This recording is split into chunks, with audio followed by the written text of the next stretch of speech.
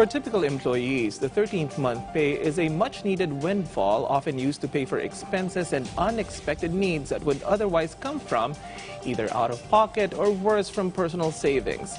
At a time like this, that additional resource becomes even more crucial, which leaves many employees anxious as the pandemic has forced many companies to consider deferring or even not paying at all. Naomi Tiburcio tells us more.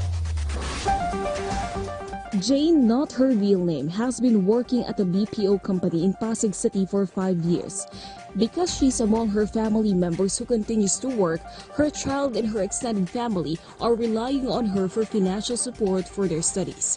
Because of the effect of the public health crisis to businesses, employees such as Jane could not help be worried whether they will receive their 13th month pay or not. Siyempre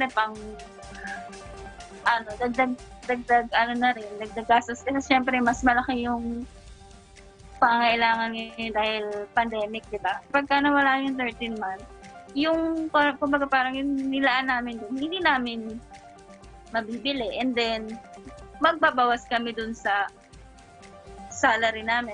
Uncertainties on receiving the benefit has led to a call for protests among labor groups who form picket lines outside the Labor Department headquarters amid talks on the deferment of the 13th month pay. They say workers have long fought for their right to receive benefits such as the 13th month pay, and it should not be taken away easily.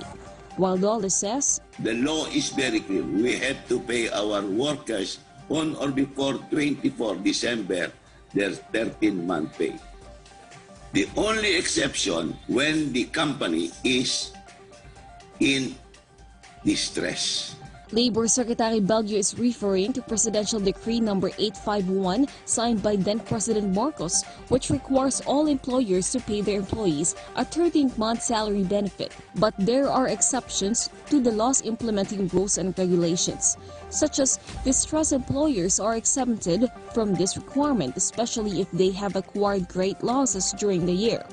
Employers Confederation of the Philippines says since 90% of businesses in the Philippines are small to medium, most of which have widely been affected by the pandemic, a huge part of these businesses may not be able to provide the benefit. Maraming hindi kaya magbigay, kaya nga ang suggestion namin, so sinasabi namin, bakit hindi lang magpautang ang gobyerno doon sa mga gusto magbayad na walang pambayad.